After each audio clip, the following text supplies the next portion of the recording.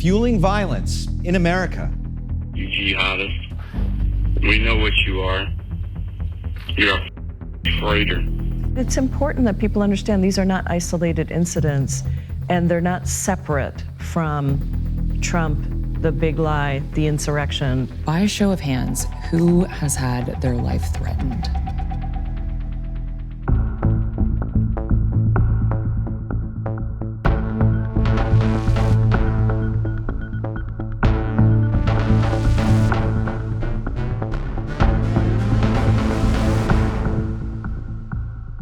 I'm Todd Zwillich, and this is Breaking the Vote, our series where we track the growing assault on voting rights and efforts to undermine democracy in America. The world, unfortunately, has some violent, angry people in it, ready to lash out and cause mayhem. They're relatively rare, but they're out there. Every so often, the most extreme and disaffected might do something truly awful. And today, they might do it with a semi-automatic weapon.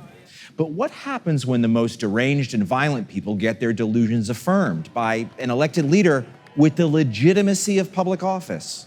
But we're going to begin tonight with that alleged terror plot and the chilling plan. The FBI says it stopped before it could be carried out. A plan to kidnap Michigan Governor Gretchen Whitmer. In the last 4 years, mass murderers in Christchurch, El Paso, Pittsburgh, and Buffalo have used the racist theory called Great Replacement to try to justify horrifying violence. What's brand new is that their violent delusions are now being imported from message boards in corners of the internet to fundraising appeals from high-ranking members of Congress and the House Republican leadership. You can now see dire warnings about Great Replacement on top-rated Fox News show, sanitized just enough for primetime audiences. Meanwhile, senior senators are warning that if their party's leaders face accountability, the price is mob violence. And I'll say this. If there's a prosecution of Donald Trump for mishandling classified information after the Clinton debacle, which you presided over and did a hell of a good job, there'll be riots in the streets. If you want to motivate people to use violence for your political ends, you need to give them a profound sense of loss. Not just losing an election, but losing their identity. They need to believe there's a threat to all they hold dear and a culprit who's behind it. Do that, and now you've got soldiers. One's willing to intimidate poll workers trying to count ballots, or to threaten FBI agents executing a lawful search warrant, or even to threaten the lives of our own lawmakers and elected officials. Swalwell's a worthless piece of shit. Cut his wife's head off, cut his kids' heads off. I don't give a f. And as we've seen, those same soldiers have also been willing to attack and maim police officers, all in the name of one man while trying to prevent the peaceful transfer of power. This week, Paula Ramos takes us to the southern border to see the Great Replacement theory up close, as Latinos in Texas have started to buy into conservative conspiracy theories, pitting them against other Latinos. Plus, Tess Owen dives into one key ideology anchoring so much political violence in this country, Christian nationalism. And I speak with an expert who says we could be on the verge of another Oklahoma City bombing. But first, Liz Landers kicks us off as she sits down with lawmakers on Capitol Hill who reveal the very real threats that they live through day to day and how things could escalate going into 2024. By a show of hands, who has had their life threatened? I'm in the House of Representatives, and we're about to have a conversation with 3 female members of Congress about threats that they received to their lives. Did you think that this would be part of your job when you were elected as a member of Congress?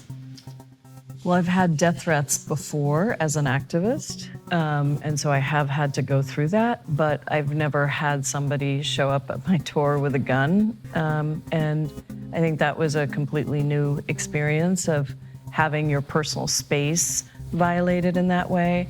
And I would also say that the messages that we've been getting since coming into Congress that have only gotten worse and worse and worse are filled with a kind of vitriolic anger and rage and sexism and racism that, no, I didn't think we would have to go through this over and over again. Receiving floods of violent threats has become a regular part of serving in Congress, something that's similarly true for Republicans and Democrats. But it wasn't always this bad. The number of threats investigated by the Capitol Police has gone up every year since 2016. The Capitol Police told Vice News that they opened over 1,800 cases involving threats against members of Congress in just the first 3 months of this year, almost double the number in all of 2016. You know, you feel like you don't want to bring your vulnerabilities forward. It's hard to talk about feeling threatened because we're also strong women, and there's no contradiction there, but sometimes people make there to be a contradiction there. But it's important that people understand these are not isolated incidents, and they're not separate from Trump, the big lie, the insurrection. I'm going to play you a voicemail. One of the many ways people threaten members of Congress is through voicemail. Congresswoman Omar has shared some of the ones she's received. You jihadist. We know what you are. You're a traitor. You will not live much longer, bitch. I can almost guarantee you that.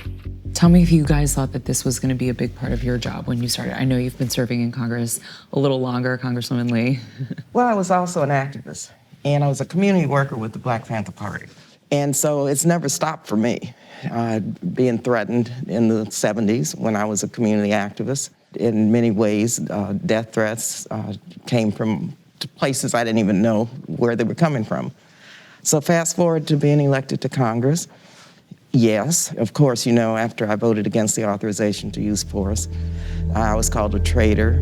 September 11th changed the world. Our deepest fears now haunt us. Yet I am convinced that military action will not prevent further acts of international terrorism against the United States. I was being called being an ally of the terrorists. The rhetoric during that time pumped up so many sick people that it was constant barrage, and I had to have a security detail for quite a while. And it was horrific. But you know what? I think being a Black woman exposes, and a woman of color exposes us in many ways to the haters out there.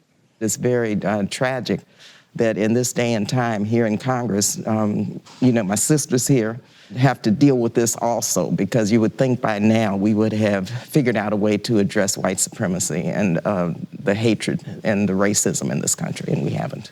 I think for me, as a new immigrant to this country, I have very idealistic views of what it means to serve in its government.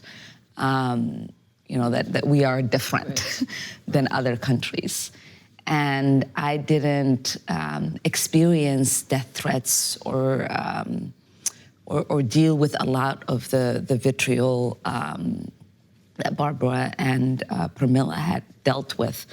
Mine came when I won my first primary to the Minnesota House. The day after we won, I got my first death threat. How do you think that things have changed since January 6th, 2021? I think what I've seen since coming into Congress, and I was elected on the same night as Donald Trump, is that particularly as women of color, we engender a rage that is different because it has underlying pieces of racism and sexism, but it was something that Donald Trump actually used in his campaign as a political tool. He used racism, he used sexism, he used all of these different ways of inciting violence and hatred and kind of made it okay. In July, a man drove to Congresswoman Jayapal's house in Seattle, got out, and started yelling obscenities. When he came back a second time, Jayapal called 911. The man was armed with a loaded pistol and told police he'd been driving past the house for weeks. He was charged with a felony and pleaded not guilty. I mean, I listened to this person outside my door, and I listened to the tapes of when he was in the police car.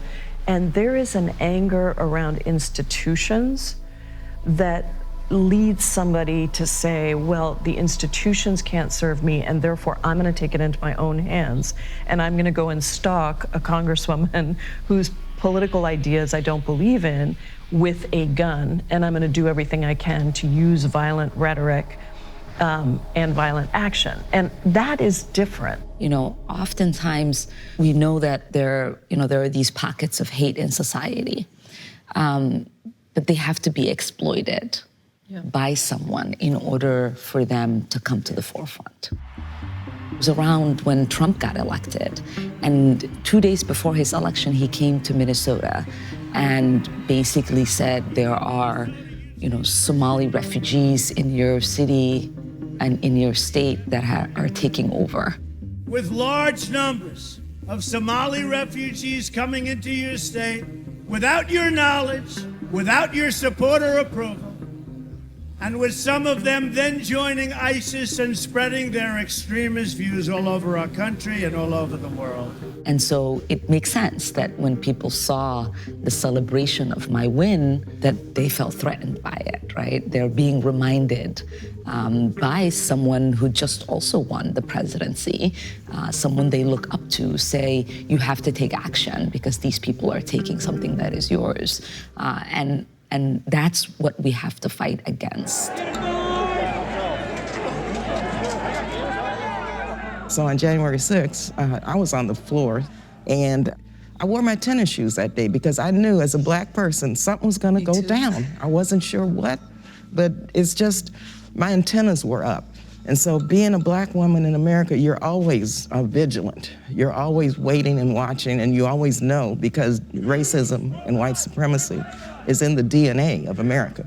And until we deal with this, we're gonna have this kind of horrific, hostile atmosphere for people of color in this country. And that is what happened, I think, after January 6th. Now others, the white supremacists, think they can come forward, which they have, and try to, quote, take back their country. And that's their whole mantra. I mean, I think January 6th just surfaced this unfortunately, for the entire public, and especially for people of color and marginalized people in the United States. And it's a very scary moment. With unity, we can do great things, important things. President Biden ran on restoring the soul of the nation. Has he done that? Has he restored the soul of the nation? Well, I think that domestic terrorists should be designated as a terrorist organization. I think we have to put in context what's taking place in a very policy framework, because once terrorists are designated, then there's certain actions that follow. So I just think the administration's doing a really good job in moving the ball forward, but I think bold steps need to be taken.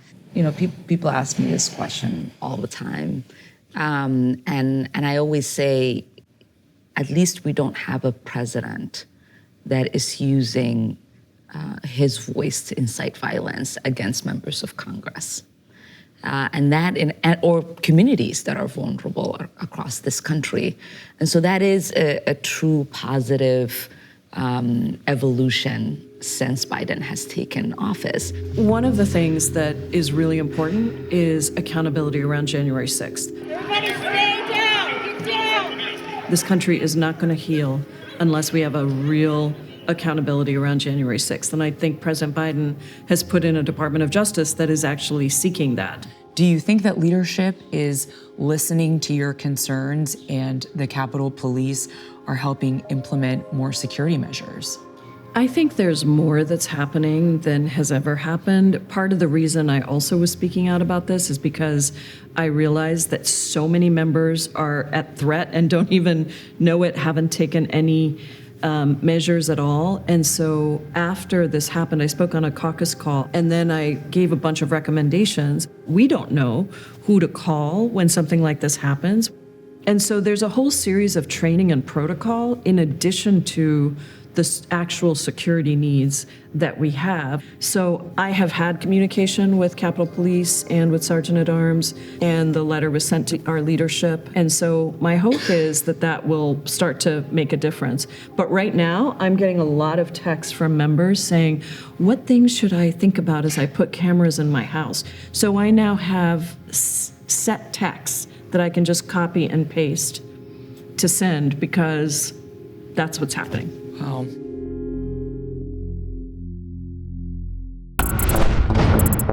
When we come back, Paula Ramos takes us to the U.S. Mexico border, where a congressional candidate is bringing conspiracies that used to be on the fringes of society to the center of a midterm campaign. There is a criminal element, and they are not welcome, and they shouldn't be welcome into our country.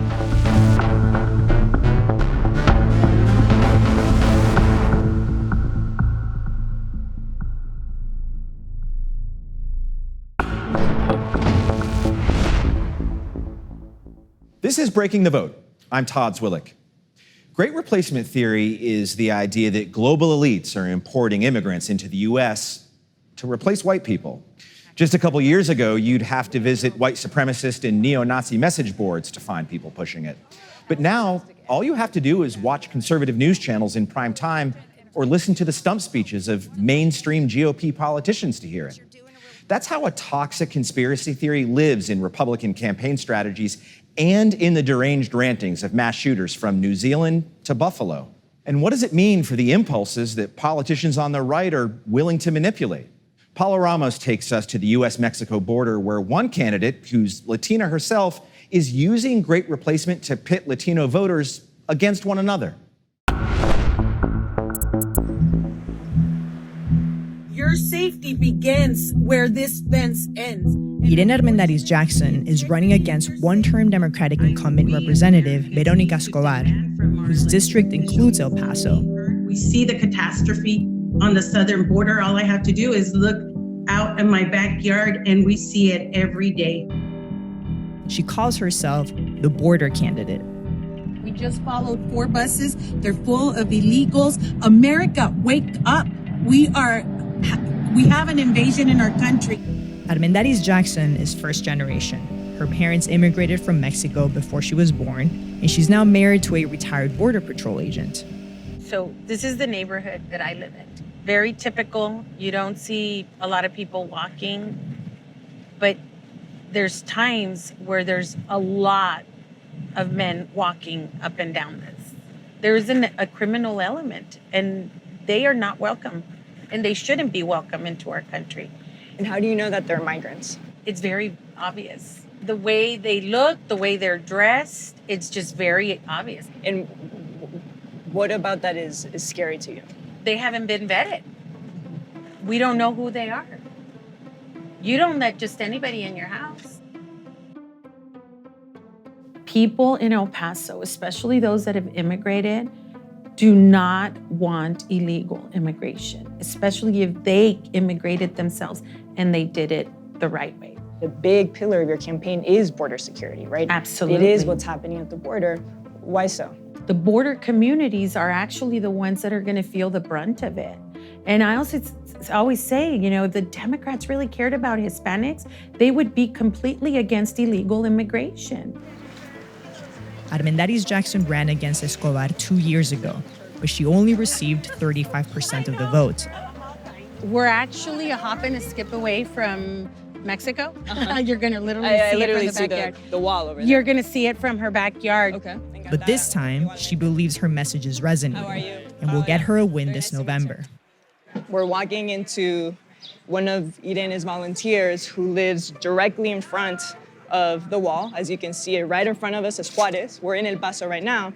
And so these are families and communities that are living and breathing immigration. Many supporters of Armendariz Jackson's campaign are Latino, and many are children of immigrants or have recently immigrated themselves. Several have bought into some part of the Great Replacement theory. For how many of you is immigration a top issue? Raise your hand. Every single one of you. Well, me too. Why so? With this administration, that they're just leaving everyone come in and giving them all this bunch of stuff, it really gets on my nerves. And some people might think that since we're Hispanics, we're kind of more for it, but I don't think that's true. Yes, there are a lot of good people crossing, but there's just as many bad. I've had a migrant fall out of a tree and scare me in the morning, and the only thing I thought of is, why don't I have my gun on me? Because would you have shot him? No, but I would have at least felt protected. Have you asked them why they're coming here? Oh, I know why. If I was them, I'd be trying to do the same thing. But the difference is, you have to do it the right way. According to U.S. law, every single human being has a legal right to seek asylum, right? That doesn't mean they can permanently live here. Well, they know exactly what they're doing. Everything is planned out. It is a scripted thing. As soon as they get here, they're not even here 24, 72 hours, they're gone. And they're all over the United States, and they're criminals. And the fact that you think that criminals? They are because they're illegally here. They're not legal. Through the years, I've met countless mothers, just like you, that because they were trying to keep their children safe, fleeing violence, gangs, rapes, they literally walked miles and miles and miles from all over Latin America to come here, seeking that American dream. What do you tell those moms? You know, there's good ones that are going to be like, hey, you know what? I turned myself in. I need help. And that's what they want. They want help. They want us to help them. Mm-hmm. And we understand that. We're not inhumane. We're not like, well, we're not going to help you. No, we are. We want to help you, but you got to do it the right way.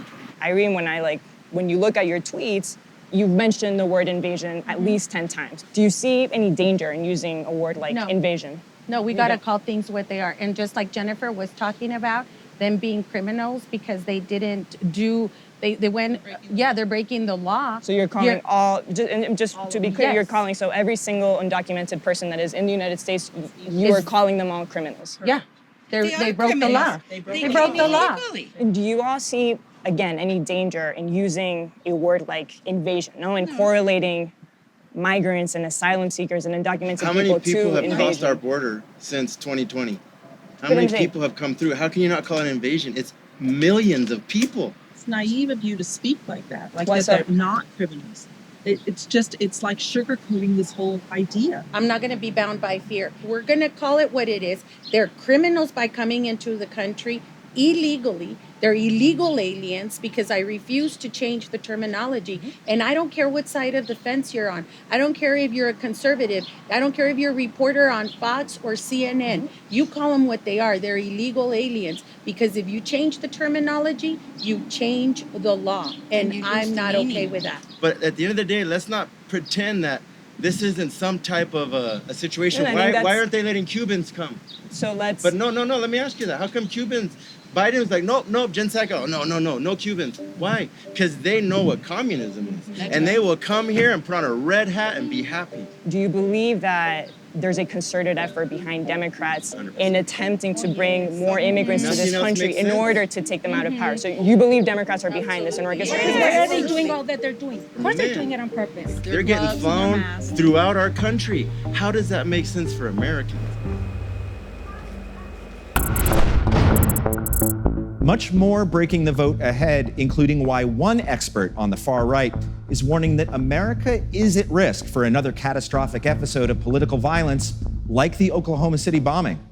But up next, we hear from a former swing state election security chief with the story of how election workers went from counting ballots to active shooter trainings.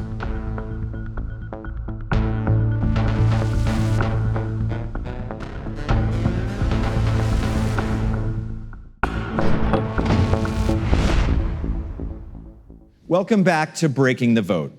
We've seen plenty of political violence in our country's history. It's been directed on presidents, leaders of movements, people trying to exercise their right to vote. But there's something new going on. Not only is this call to violence coming from the very top, all of a sudden the functionaries of democracy, people we frankly never thought about much, are targets. People running our elections, from secretaries of state to election workers to volunteers, are now subject to real and credible threats. I spoke with Ken Mata, the former head of election security for the Arizona Secretary of State, about these horrifying new threats and what they mean for our democracy. Ken, you've worked in and around elections, I think, for more than 20 years. Have you ever seen a threat environment, a security environment for your fellow election workers like it is now? No, this has never happened before. We're at a place now where we're receiving vitriol and threats, harassment, and that has never happened before. Usually it's like, we get calls like, where's my polling place? Or how come the line's so long at the polling place? This is all new. What are the calls like now? Well, in my previous job, I was tasked with fielding a lot of the calls and triaging them, deciding what gets passed to law enforcement or not. But there is just a large amount of people just yelling, using foul language, and then some people carrying a little farther, threatening us, our families, talking about hangings and justice, in more vague terms. It's kind of a mess. The Arizona Secretary of State's office sent us over a dozen examples of threatening communications voicemails that her staff has gotten. I want to play you one right now. Election stealing bitch. Keep your fat nose out of the goddamn election. You stupid. We're coming for you, you bitch.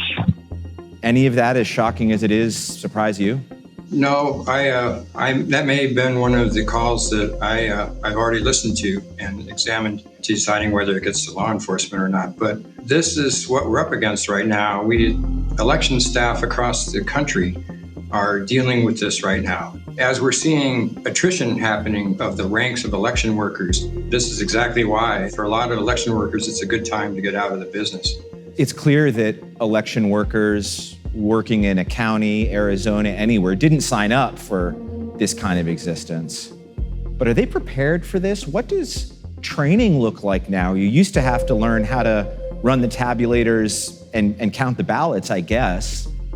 I mean, do you have to get threat training now? That's right. The entire physical security landscape has changed. So now we are having to worry about active shooter situations, de-escalation training.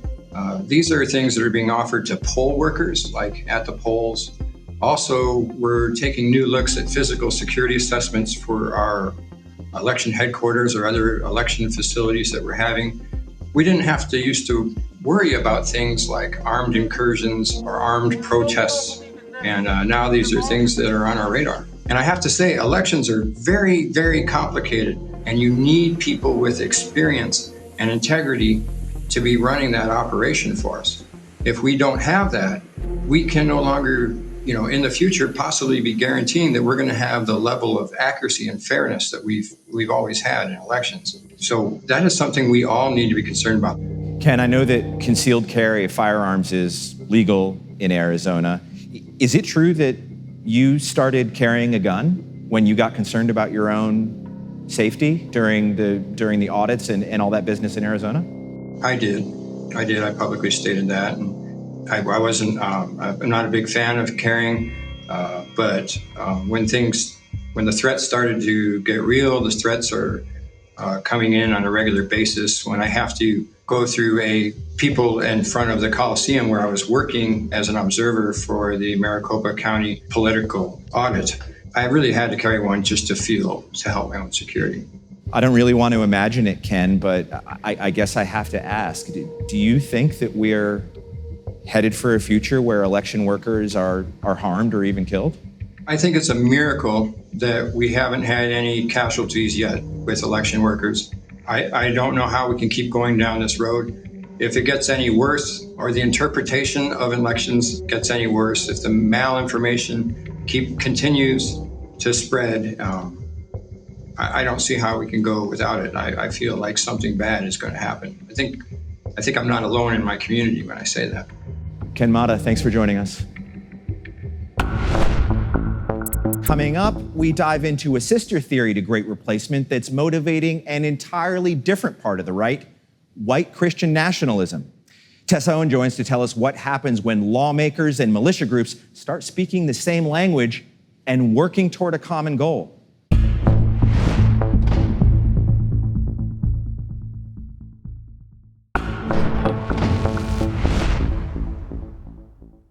In the years after 9/11, the far right was animated by a moral panic.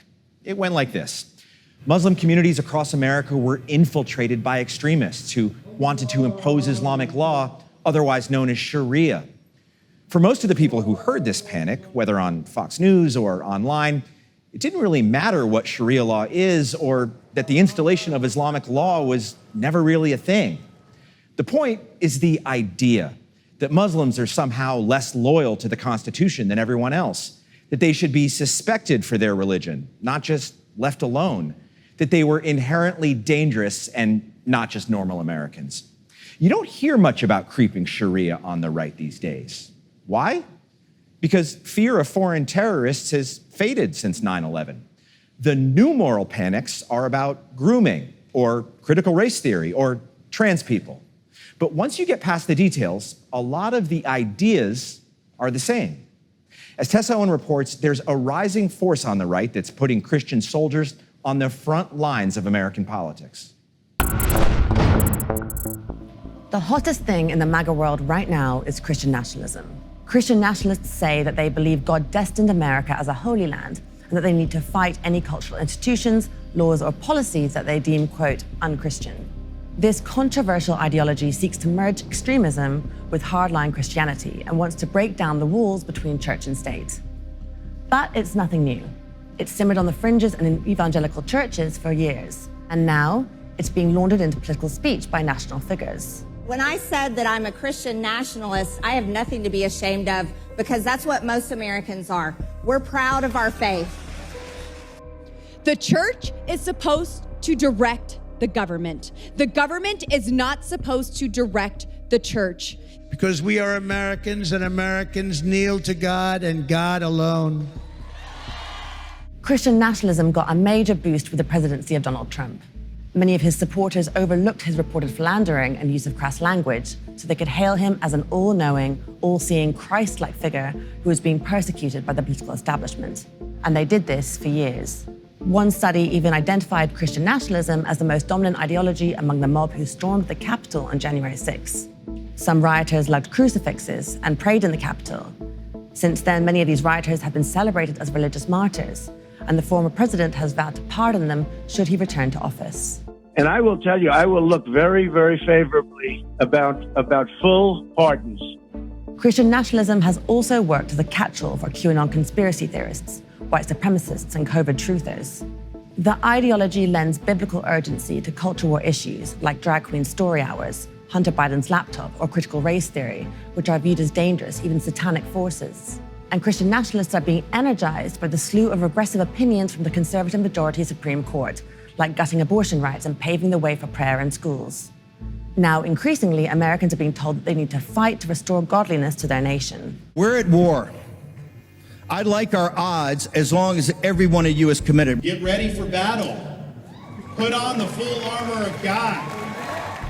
I think this November is going to be the time when America fought back. But Christian nationalism didn't appear overnight and has a long history of overlapping with extremism. In the 1940s, a clergyman and political activist named Gerald L.K. Smith formed the America First Party and then renamed it the Christian Nationalist Crusade. And, similar to today, it opposed immigration, mixing of races, and stated that it wanted to, quote, preserve America as a Christian nation, being conscious of a highly organized campaign to substitute Jewish tradition for Christian tradition. And now far-right extremists are seeing an opportunity in surging Christian nationalism. Gab, the social media site frequented by the Tree of Life synagogue shooter, has tried to make itself the beating heart of Christian nationalism. The company's CEO, Andrew Torba, has been handing out political endorsements and worked as a consultant for Doug Mastriano, who is the GOP candidate for governor of Pennsylvania. Gab has also recently published its first book, A Guide to Christian Nationalism. The true worry is other fringe extremists are now using the language of Christian nationalism to reach into the mainstream. Banning gay marriage is back on the menu. Banning sodomy is back on the menu. Banning contraceptives is back on the menu. And basically, we're having something like Taliban rule in America, in a good way. This means that we have a dangerous situation where the rhetoric coming from elected officials or GOP-endorsed candidates is virtually indistinguishable from those belonging to extremist groups. Up next, the urgent warning from an expert on the far-right movement as she argues that it's not about Republicans versus Democrats, it's about Republicans now versus Republicans 30 years ago. And why once violence is part of a political movement, it's hard to go back.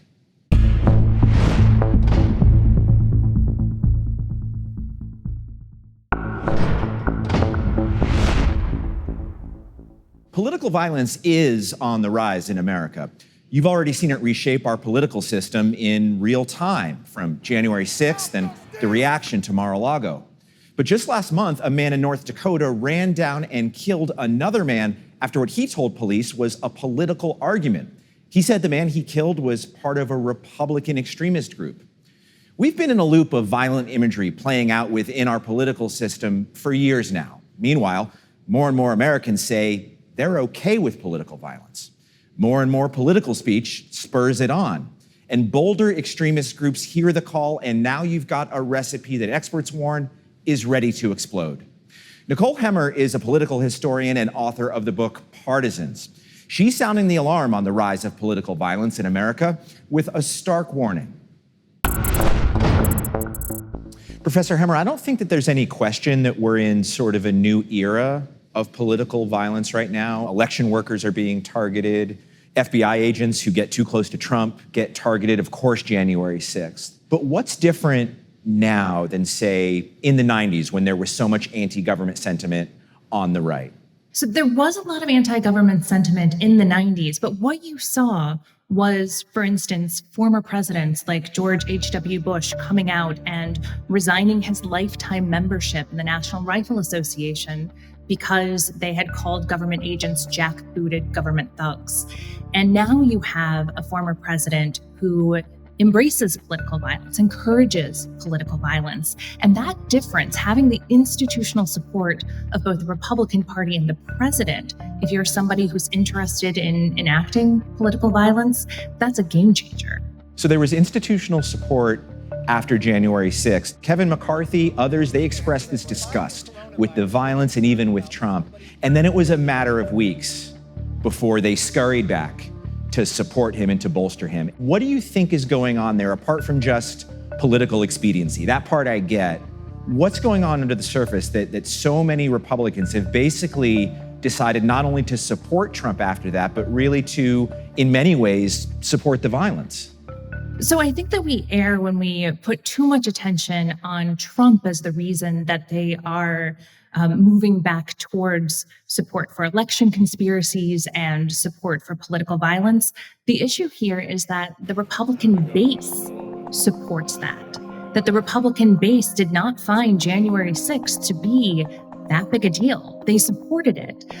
They were also supported by friends in conservative media. So once you have both voters who vote Republican and you have the media ecosystem on the right all coming together and saying, you need to get behind Donald Trump, you need to get behind the insurrection, you need to get behind the ongoing election conspiracies, it's understandable how Republicans fell in line. It's been pretty scary to see some of the worst violent fringe rhetoric wend its way into sort of mainstream Republican speech. I'm thinking of Great Replacement Theory, which is in the screeds of mass shooters. But it's not just, it seems to me, that the fringe has gone to the mainstream, but that the mainstream is willing to traffic in the fringe now. The left wants us to be ashamed of America so that they can replace America. Can we all just agree that President Trump knew how to handle the border, he knew how to secure the border, and Joe Biden doesn't know what he's doing, or he's complicit and he wants the border to be open? I'm not sure which one it is. I'm starting to think he wants the border to be open and he wants this invasion. What's going on there? Well, I think there's an understanding that the fringe is attractive to voters, that there is some kind of appeal to extremist rhetoric and to extremist views. And so you have, for instance, let's say in the 1990s, you have members of Congress like Helen Chenoweth of Idaho, who is openly courting militias and spreading their conspiracy theories because she knows that if she talks about things like black helicopters sent by the United Nations, that militia members are going to hear that and understand that she is with them.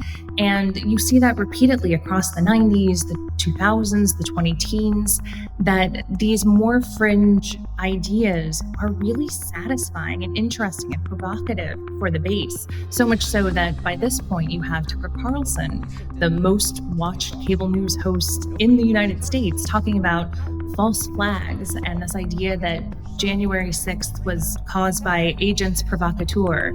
Like, this is Alex Jones stuff, but it is now very much in the mainstream of the conservative movement.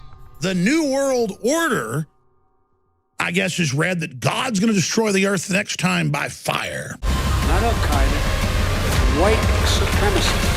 False flags have happened in this country.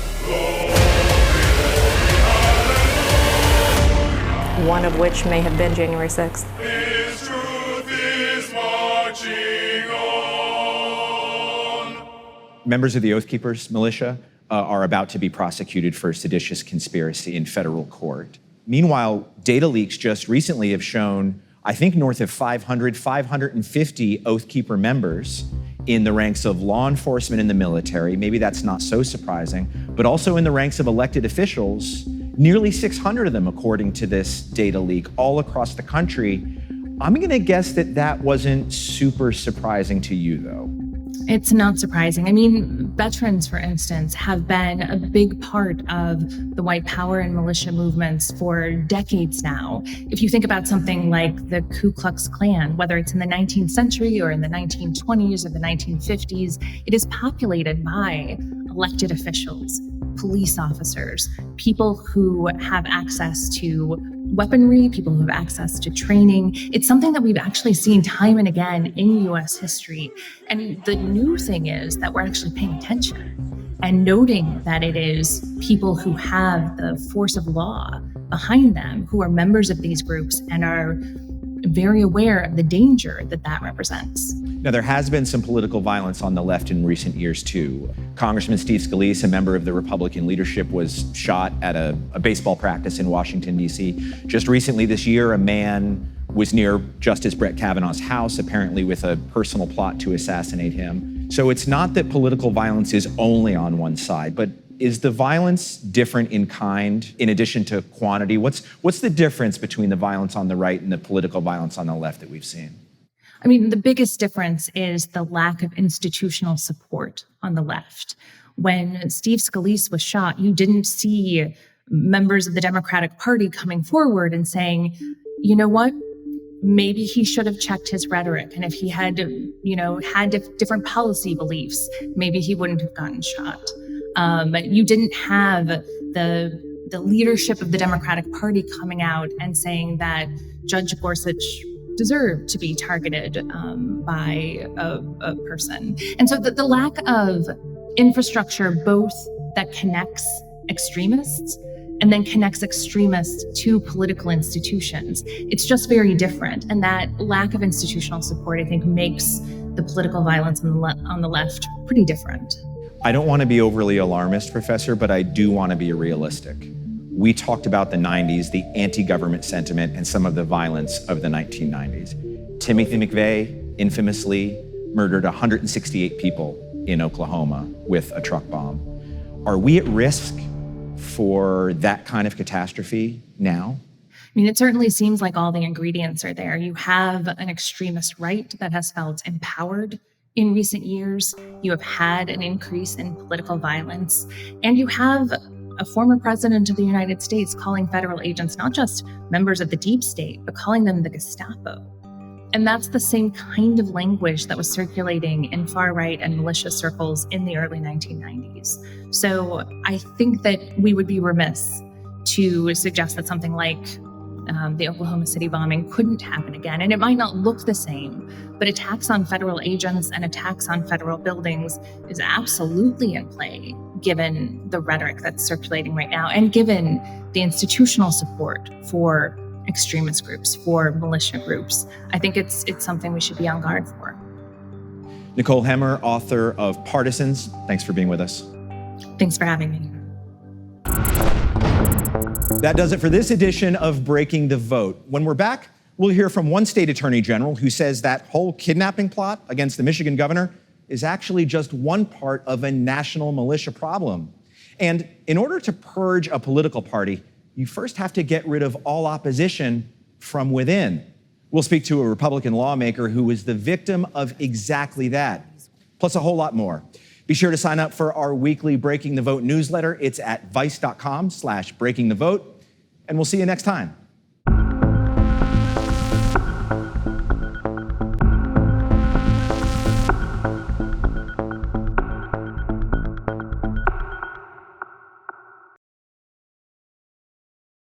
I'm Michael Learmonth, editor-in-chief of Vice News.